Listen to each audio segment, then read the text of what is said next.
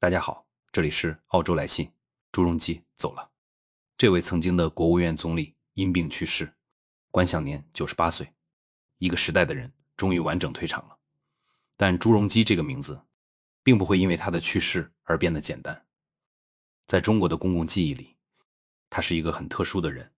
有人说他是铁腕总理，是改革开放后办成的关键人物，是把中国经济从通胀、混乱和低效率里硬拉出来的人。也有人说他是下岗潮的直接推手，是让几千万工人承受改革成本的人，是土地财政、房地产泡沫和权贵资本兴起的重要责任人。这两种评价都不是凭空来的。朱镕基身上最难讲的地方就在这里，他不是一个纯粹的改革英雄，也不是一个简单的历史罪人。他像一把很锋利的刀，在一个关键年代切开了旧体制，也切伤了很多普通人。他解决了一些中国当时必须面对的问题，同时又留下了一些今天仍然压在中国社会身上的问题。所以今天我们不做简单的悼念，也不做情绪化的清算，我们试着把朱镕基放回那个年代，看看他到底做了什么，为什么很多人至今怀念他，为什么也有很多人无法原谅他。更重要的是，朱镕基一生的功过给今天的中国留下了一个什么问题。朱镕基出生在1928年，湖南长沙人。他的一生开局并不顺，父亲早逝，母亲也在他小时候去世。他实际上是在亲族照看下长大的孩子。这样的成长经历很容易塑造出一种强烈的自我要求，也会让一个人对命运的不稳定有更早的认识。后来他考入清华大学电机系。那个年代的清华不是后来政治运动中被打乱的大学，而是有严格训练、有现代学科、有技术气质的清华。朱镕基身上一直有一种工程师式的东西，重数据、重效率、重秩序，讨厌空话，也不太擅长温情表演。1950年代，他进入国家纪委系统工作。换句话说，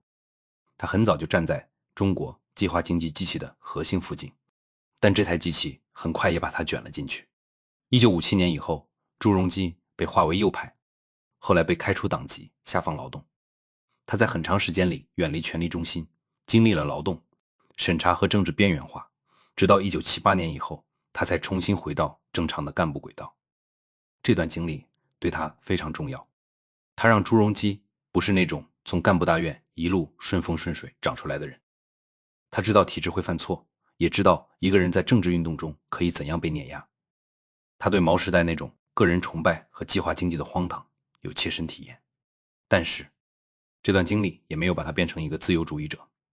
这是理解朱镕基最关键的地方。他不是制度反对者，他是体制内部的修补者。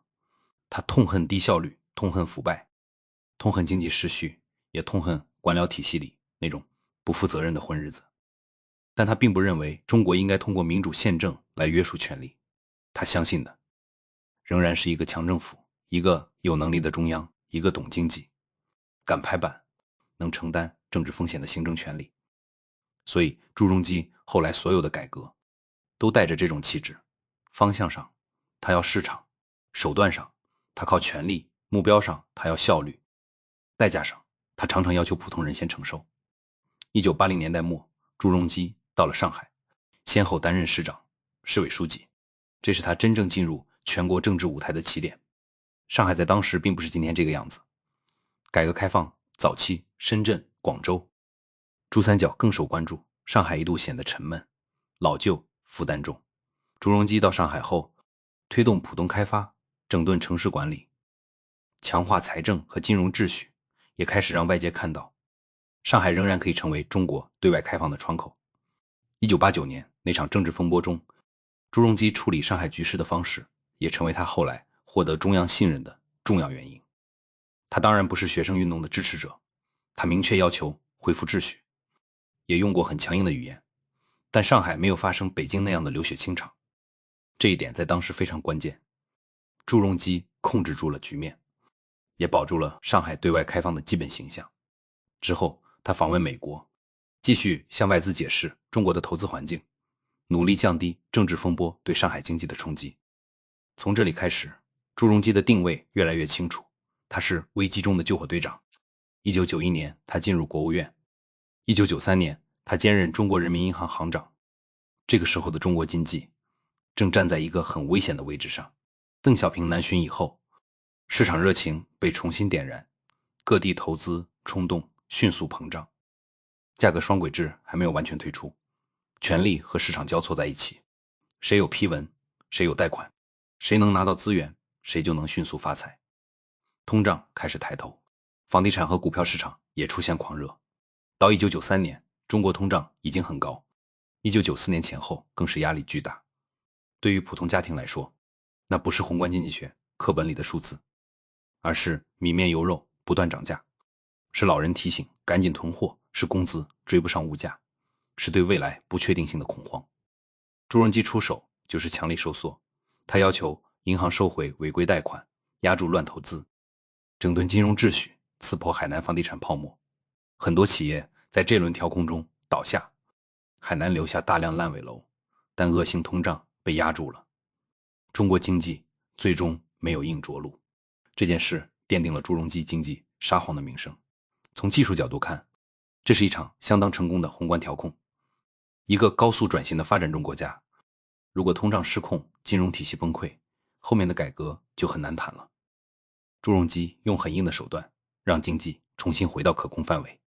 但也从这时开始，他的改革风格暴露得非常清楚。他相信快速决断，相信行政命令，相信中央权威，他不太相信社会协商，也不太愿意在复杂利益之间慢慢磨。对他来说，车已经快冲下悬崖了，先踩刹车，先把方向盘抢回来，别的事以后再说。问题是很多以后再说的事儿，后来并没有真正被补上。朱镕基最重要的改革之一是1994年的分税制。这件事儿听起来很技术，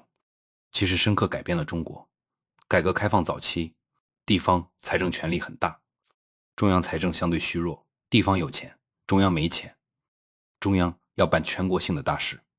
要承担国防、外交、宏观调控、全国基础设施和转移支付，却经常感到捉襟见肘。从国家治理角度看，这确实有问题。一个中央政府如果财政能力过弱，就很难维持统一市场，也很难应对危机。朱镕基要解决的就是中央财政能力不足的问题。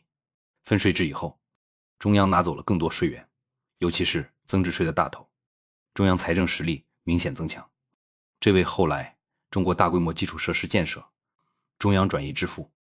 金融体系重组和宏观调控提供了基础。如果没有这一步，中国后来未必有那么强的国家动员能力。但另一面也很明显，财权上收了，事权却没有同步上收。地方政府要办教育、医疗、城市建设、招商引资、社会稳定，还要完成上级交下来的各种指标，钱不够，任务不少，怎么办？土地财政就成了出口。地方政府通过土地出让获得收入，通过土地抵押融资，通过房地产拉动投资，通过拆迁和新区建设制造 GDP。 这条路一开始确实有效，城市面貌迅速改变，道路、桥梁、地铁、高新区不断出现，地方官员也有了推动增长的工具。但这条路越走越深，最后变成了对土地和房价的依赖。房价上涨不再只是市场现象，而是地方财政、银行信贷、居民财富、开发商利润和官员政绩共同绑在一起的结果。土地财政让城市扩张，也推高了住房成本，它让地方政府有钱办事，也让地方债越滚越大。它让一部分拆迁户和早期购房者获得资产红利，也让后来的年轻人背上几十年的房贷。今天中国房地产的困局不能简单归咎于朱镕基一个人，但如果追溯制度源头，分税制和土地出让收益安排确实是一个非常关键的节点。朱镕基当年要解决中央没钱的问题，解决了，但地方如何长期获得稳定、透明、可持续的财政收入，这个问题并没有被制度化解决，于是土地成了替代答案。第二个更有争议的是国企改革。1998年，朱镕基出任国务院总理，当时国有企业问题已经非常严重，很多企业人浮于事，亏损严重，三角债缠身，国有银行背着大量不良贷款，金融系统也有风险。很多企业不是在创造财富，而是在消耗银行贷款和财政资源。如果这个局面继续下去，中国可能会出现系统性金融危机。朱镕基的办法是抓大放小，大的战略性的国企保住、重组、强化，中小国企能卖的卖，能关的关，能改制的改制，银行的不良资产剥离出去，成立资产管理公司处置。目标很清楚，让国企3年脱困，让银行体系活下来，让中国经济从计划经济的僵尸结构里脱身。从宏观结果看，这场改革确实改变了中国经济，大量低效率企业退出，资源重新配置，国有银行获得喘息空间，制造业、外资企业和民营部门在后面几年快速扩张。中国加入全球产业链，也需要一个更灵活、更有竞争压力的经济结构，但代价同样巨大。几千万国企职工下岗，很多人原来相信自己拿的是铁饭碗，相信单位会管一辈子，工作、住房、医疗、子女、退休都和单位绑在一起。突然之间，这套生活秩序被打碎了。对今天的年轻人来说，下岗可能只是一个历史词，但对当年的工人家庭来说，那是父母突然失去收入，是中年人重新摆摊打零工、看门卖菜，是尊严被撕下来，是孩子读书的钱没有着落，是病了不敢去医院，是一个阶层从工人阶级领导一切的政治口号里被直接推到市场边缘。更让人难以释怀的是，改革成本并不是平均分担的，很多普通职工下岗了，福利没了，补偿有限，但一些掌握权力、信息和资源的人，却在国企改制中拿到了便宜资产，完成了身份转换。昨天还是厂长、经理、主管部门干部，明天就可能变成企业家、投资人、资产所有者。这就是很多人批评朱镕基的核心，不是说国企不该改，而是改的过程里缺少透明程序，缺少独立监督，缺少对普通工人的充分保障，效率提高了，但公平被牺牲了，国家资产重组了，但全民所有到底如何变成少数人的财富？这里面有太多说不清的账。如果在一个法治成熟、工会独立、媒体能监督、司法能追责的国家，类似改革也会痛苦，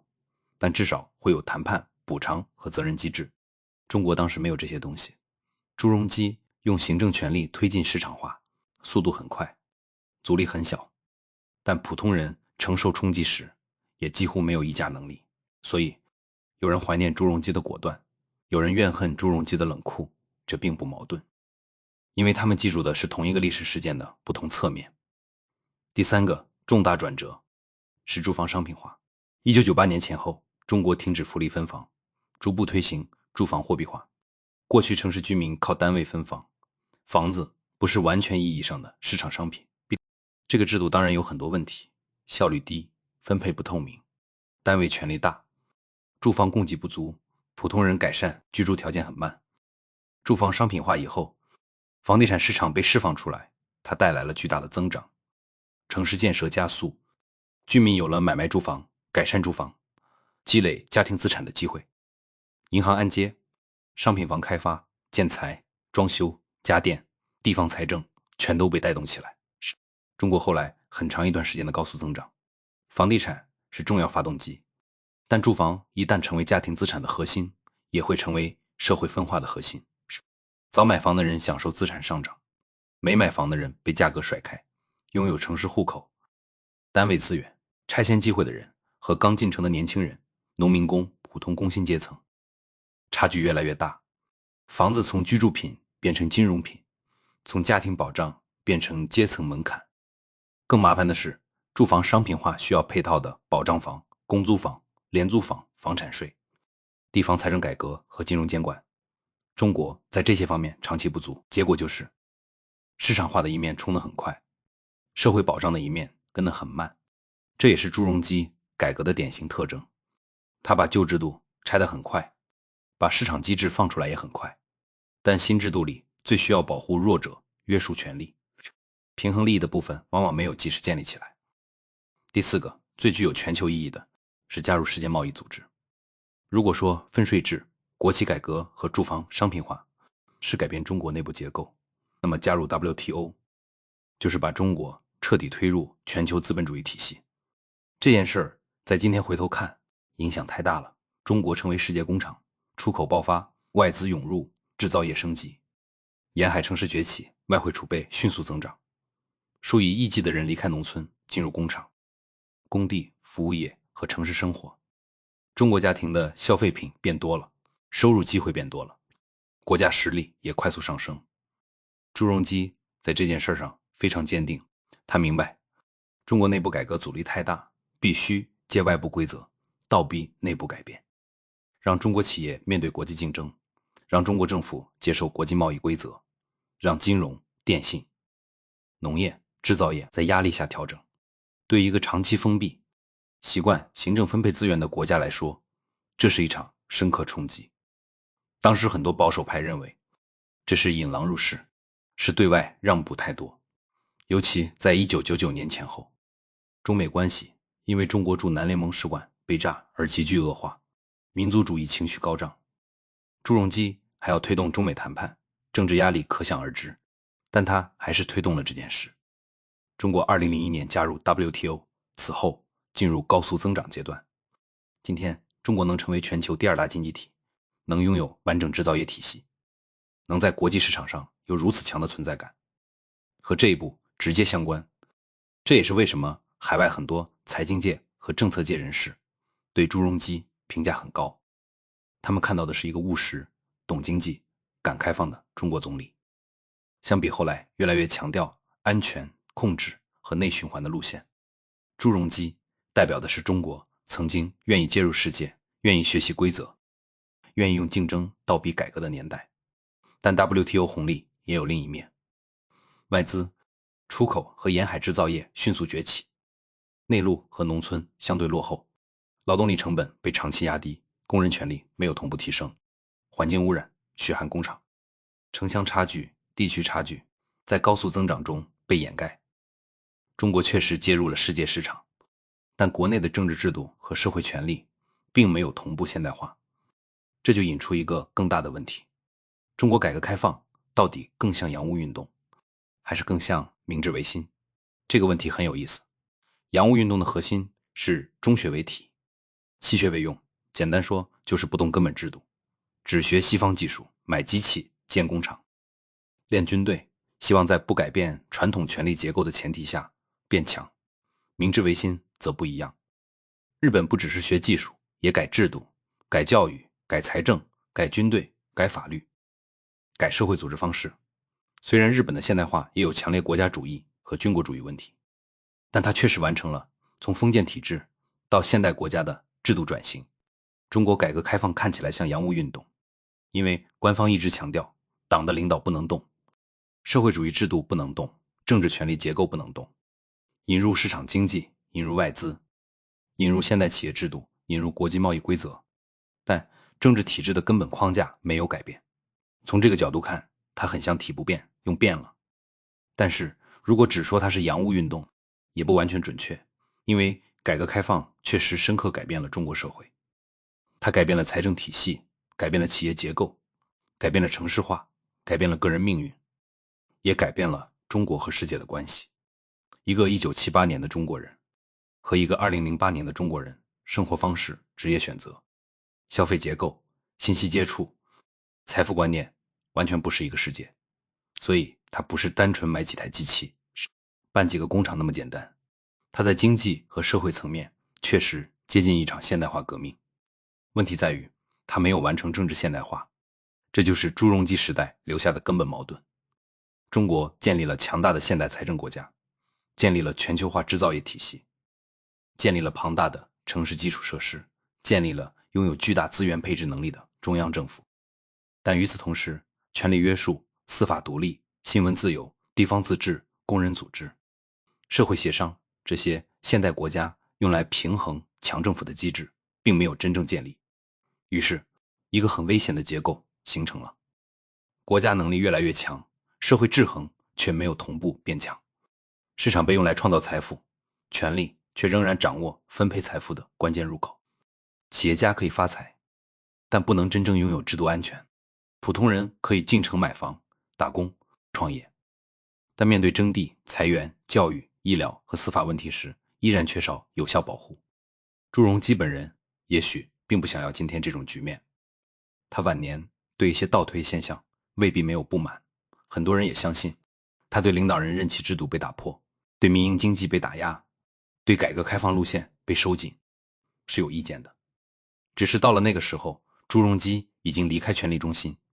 他能做的非常有限，这恰恰是历史的讽刺。他当年用强权推进市场化，后来更强的权力可以用同样的国家机器推进反市场化。他当年强化中央财政和行政能力，是为了治理混乱，推动开放，加入世界。但当政治方向改变，这套强大的国家能力也可以用来加强控制，压缩社会空间，打击民营经济和重塑意识形态。工具本身不会自动保证方向。如果权力没有制度约束，今天可以用来改革，明天也可以用来倒退，今天可以用来打击腐败，明天也可以用来清洗异己。今天可以用来建设高铁和港口，明天也可以用来监控社会和封闭信息。这不是朱镕基一个人的悲剧，而是中国改革开放的结构性问题。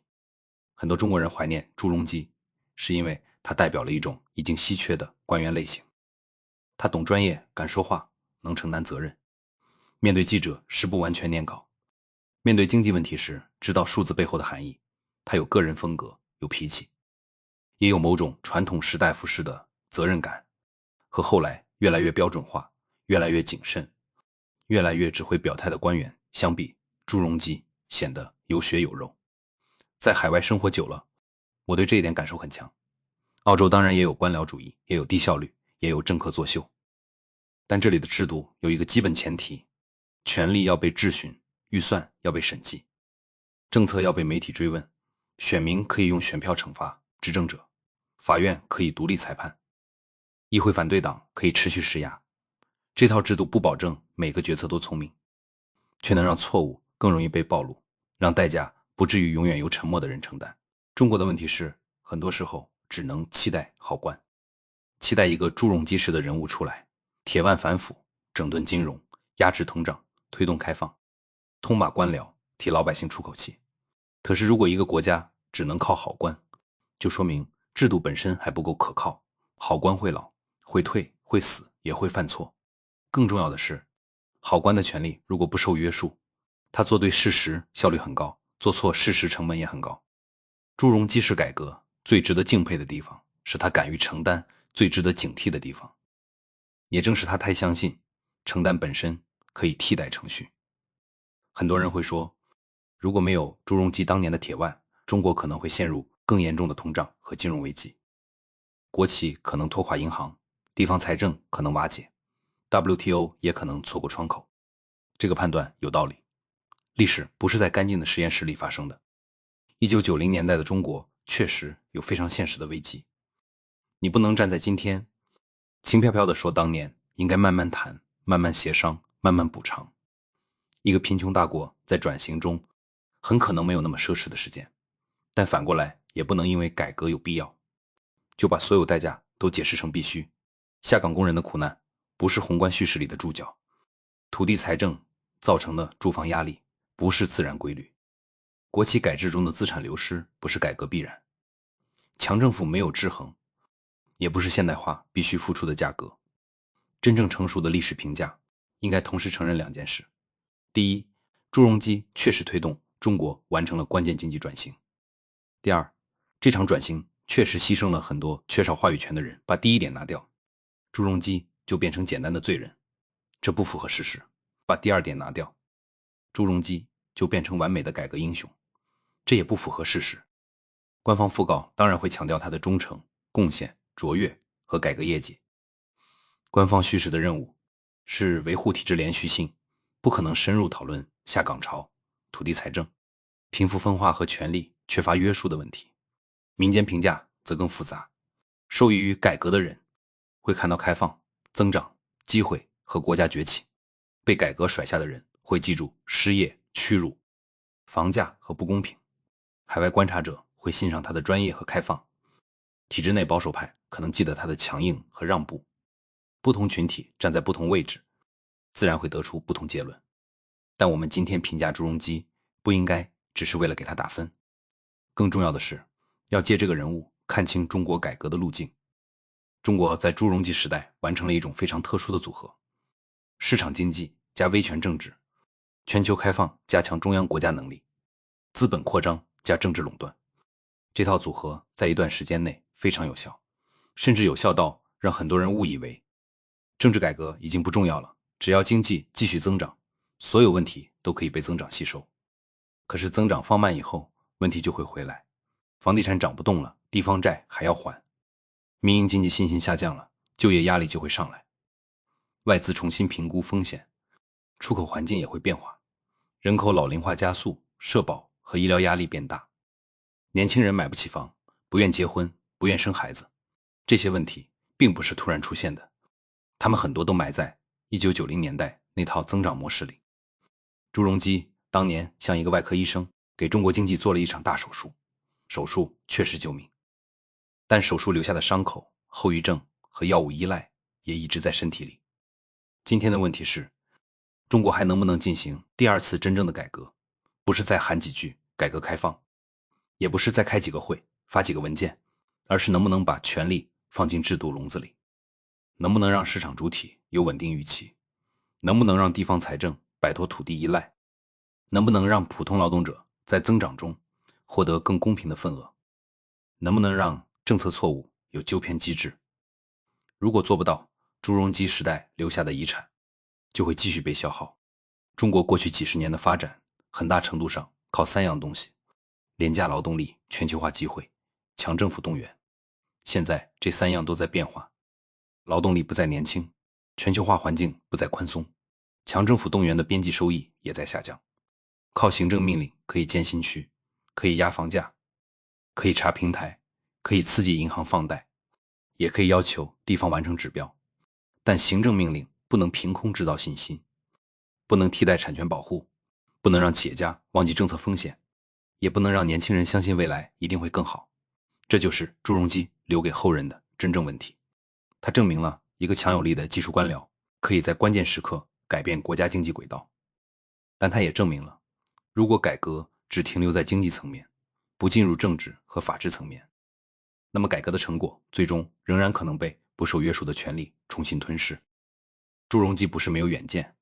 他看到了计划经济走不通，看到了国企旧体制走不通，看到了关起门来发展走不通，看到了中央财政虚弱走不通。他在这些问题上比很多同时代官员更清醒，也更果断，但他没有解决一个更深的问题：当国家变强以后，谁来约束国家？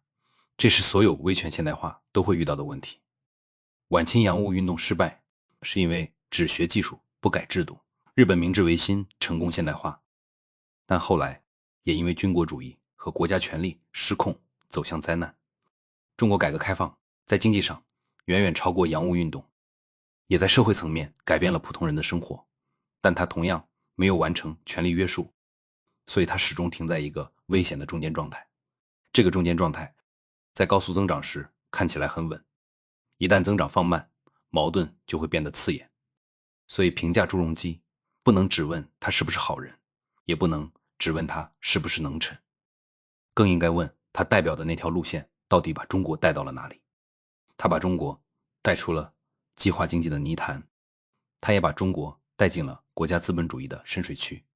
他打开了全球市场的大门，他也强化了一个高度集中的国家机器。他让中国人更富，也让财富分配更不平衡。他让中国经济更有效率，也让很多普通人在没有保护的情况下被迫承担效率的成本。这就是朱镕基的复杂。他不是一个可以用一句话盖棺定论的人，说他功大于过太轻巧，说他罪不可赦也太简单。他是一代转型中国的产物，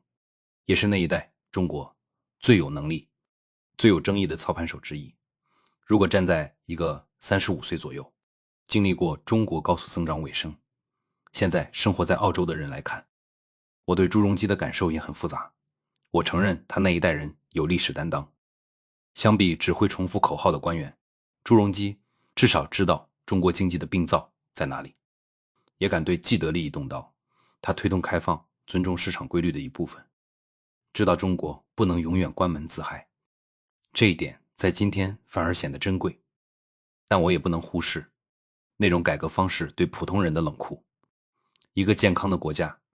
不能总是让最弱的人承担最大成本，不能每次改革都先牺牲工人、农民、年轻人和没有关系的人，然后把增长成果留给更靠近权力和资产的人。不能一边说全民所有，一边在资产改制时让全民失语。不能一边说市场化，一边让土地、金融和审批继续掌握在权力手里。